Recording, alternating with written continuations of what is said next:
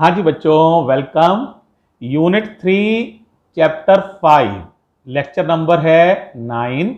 और बेटे इसमें ना दो ही न्यूमेरिकल्स बच्चों ने पूछे हैं, एक 8 है और एक 9 है। तो मैं दोनों न्यूमेरिकल्स आपके साथ डिस्कस कर रहा हूँ। बड़ी आसान है, बहुत ही जल्दी समझ जाओगे। ठीक है, देखो बेटा, जैसे क्वेश्चन नंबर 8 है उसको एक बार बुक में से पढ़ लो, फिर मैं समझा रहा हूँ। देखो, एक एटम का डाइपोल मोमेंट दिया हुआ है, एक एटम का, है ना। कितना है?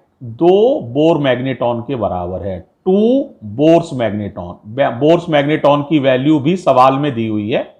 ये बोर्स मैग्नेटॉन की वैल्यू होती है म्यू बी का मतलब बोर्स मैग्नेटॉन।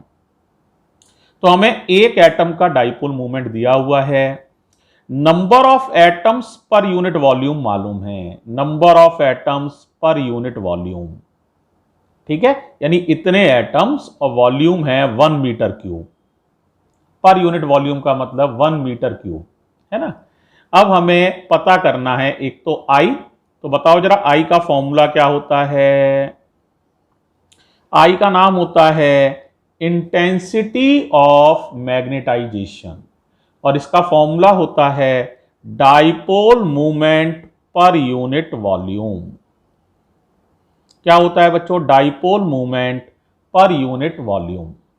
ठीक है, देखो बेटे, अब डाइपोल मूवमेंट एक एटम का तो तुम्हें मालूम है, और इतने एटम्स हैं तो कुल डाइपोल मूवमेंट हो जाएगा 2 म्यू बी। ये एक एटम का हो गया, और 1 मीटर क्यूब में इतने एटम्स हैं तो एन का मल्टीप्लाई कर दो, और वॉल्यूम हो गया पर मीटर क्यूब, यानी 1 मीटर क्यूब। वॉल्यूम 1 मान लिया जाएगा क्योंकि पर मीटर क्यूब है, पर माने होता है 1, है ना। यानी 1 मीटर क्यूब में इतने एटम्स हैं, तो 1 मीटर क्यूब में इतने एटम्स हैं। तो बस खाली क्या करना है, 2, तो 2 है ही। म्यू बी की वैल्यू लगा दो, 9.27 इंटू 10 की पावर -24, और एन की वैल्यू लगा दो 8.52 इंटू 10 की पावर 28। आसानी से लगा लोगे, मल्टीप्लाई कर लोगे तो कुछ आंसर तो आ ही जाएगा, है ना बेटा।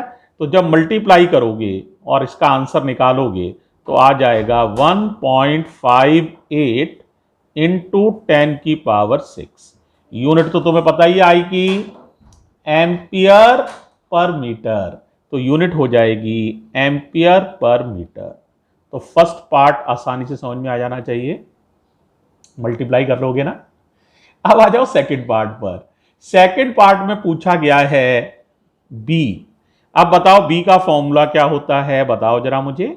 बी होता है प्यारे बच्चों म्यू नॉट एच प्लस आई। एच माने होता है मैग्नेटिक इंटेंसिटी, लेकिन एच लगाया नहीं गया है, एच की वैल्यू 0 है नहीं एच सवाल में। तो एच की वैल्यू अगर मैं 0 लिख देता हूं, कोई मैग्नेटाइजिंग फील्ड नहीं लगाया गया है, मैग्नेटिक इंटेंसिटी 0 है। तो देखो बच्चों, बी का फॉर्मूला बन जाएगा, ये तो 0 ही हो गया, म्यू नॉट आई। अब म्यू नॉट जानते हो, म्यू नॉट अपॉन 4 पाई की वैल्यू तो खूब अच्छे से जानते ही हो, 10 की पावर -7 होती है। तो म्यू नॉट की वैल्यू आसानी से बता सकते हो, मल्टीप्लाई में चला जाएगा तो ये हो जाएगा 4 पाई इंटू 10 की पावर -7। ये तो हो गया म्यू नॉट, और आई हो गया बेटा, ये वैल्यू है 1.58 इंटू 10 की पावर 6। अब ये बताओ भाई, मल्टीप्लाई कर लोगे, पाई की वैल्यू रख लेना यहाँ 3.14, और मल्टीप्लाई करना है। कर लोगे सारे बच्चे, सॉल्व करोगे तो कुछ आंसर तो आएगा ही, और वो आंसर आएगा 1.985 Tesla. Tesla is the unit of magnetic field. पर यहां इस चैप्टर में मैग्नेटिक फील्ड को कहते हैं मैग्नेटिक इंडक्शन। ठीक है, एक और नाम होता है magnetic flux density, intensity of magnetic field. ये सब बी के ही नाम हैं। ठीक है, तो इस तरह से मैग्नेटिक इंडक्शन निकल आएगा। तो ये क्वेश्चन तो क्लियर हो गया है। अब एक क्वेश्चन और ले रहे हैं, क्वेश्चन नंबर 9, वो भी बहुत आसान है, जरा ध्यान से देखो बेटे। देखो पहले सवाल पढ़ लो भाई, तुम लोग भी क्वेश्चन केयरफुली पढ़ लो, फिर मैं आंसर पर चर्चा करने जा रहा हूं। बहुत आसान सा सवाल है।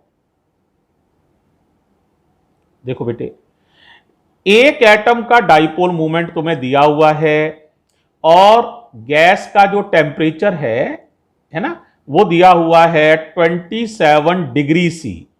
तो डिग्री सी नहीं चलेगा, 273 ऐड कर लो तो टेम्परेचर केल्विन में बदल जाएगा। तो टेम्परेचर आ जाएगा 300 केल्विन।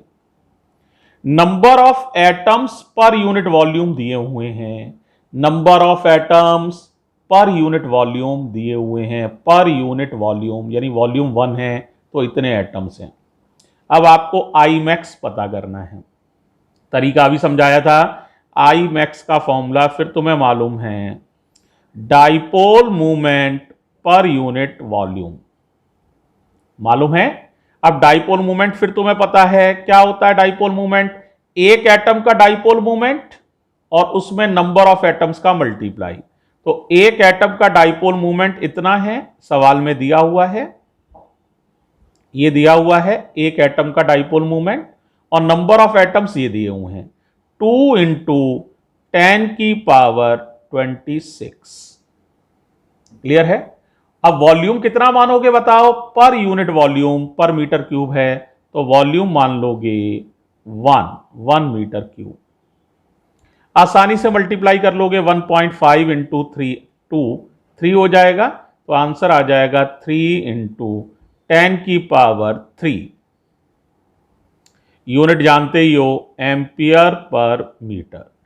ये आई मैक्स निकल आएगा। ठीक है, यानी मैक्सिमम इतना magnetisation, intensity of magnetisation sample में आ सकता है जब सारे डाइपोल्स अलाइन हो जाएं, एक ही दिशा में आ जाएं। अब देखो बेटा, दो एनर्जी होती हैं।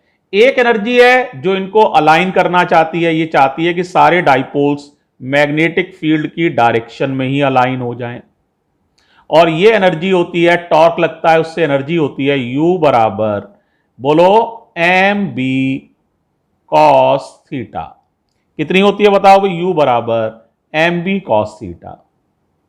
ठीक है, ये एनर्जी अलाइनमेंट एनर्जी है।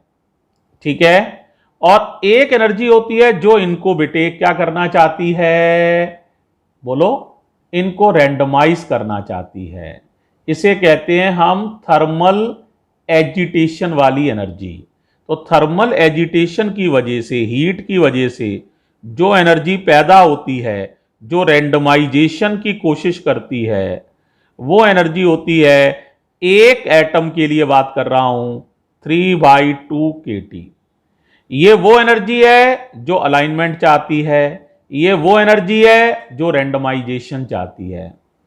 अब बेटा ये U1 है, मान लो ये U2 है।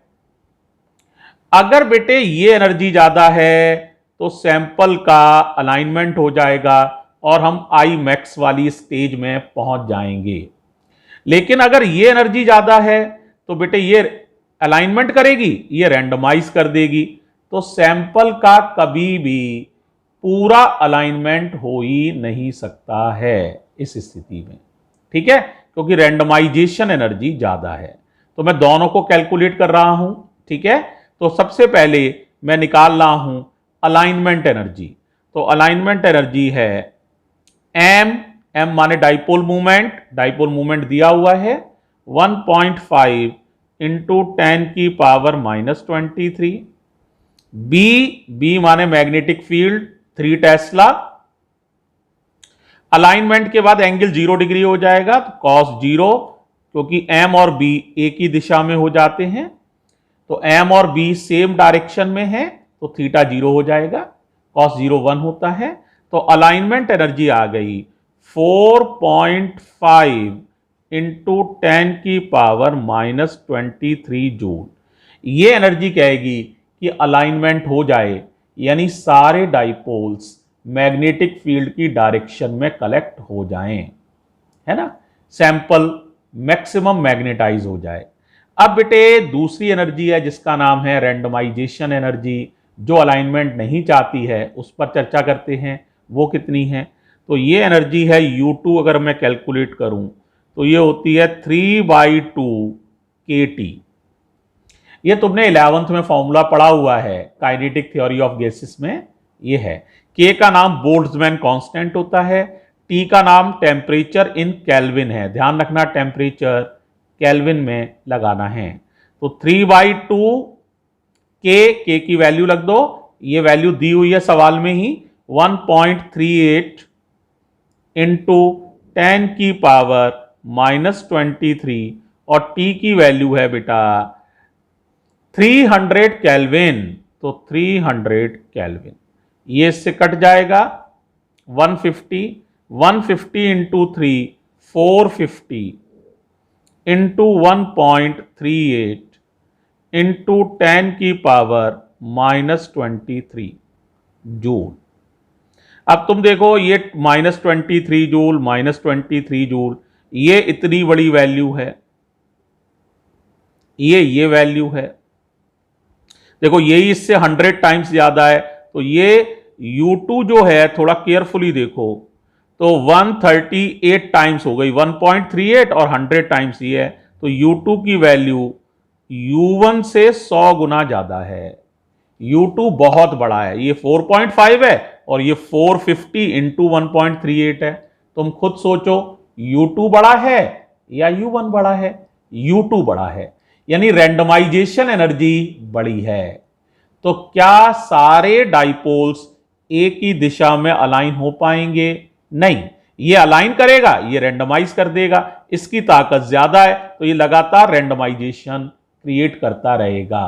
तो कभी भी सैंपल में मैक्सिमम मैग्नेटाइजेशन क्रिएट नहीं हो सकता है, क्योंकि मैग्नेटिक फील्ड सिर्फ 3 टेस्ला है जो मैक्सिमम मैग्नेटाइजेशन क्रिएट करने में कैपेबल नहीं है। इसीलिए आंसर हो जाएगा नो, मैक्सिमम मैग्नेटाइजेशन इस केस में कभी भी नहीं मिल सकता है। तो क्या दोनों सवाल समझ में आ गए हैं, 8B और 9B? ठीक है प्यारे बच्चों, तो इस वीडियो में मैंने दोनों सवाल भेजे हैं। थैंक यू बच्चों।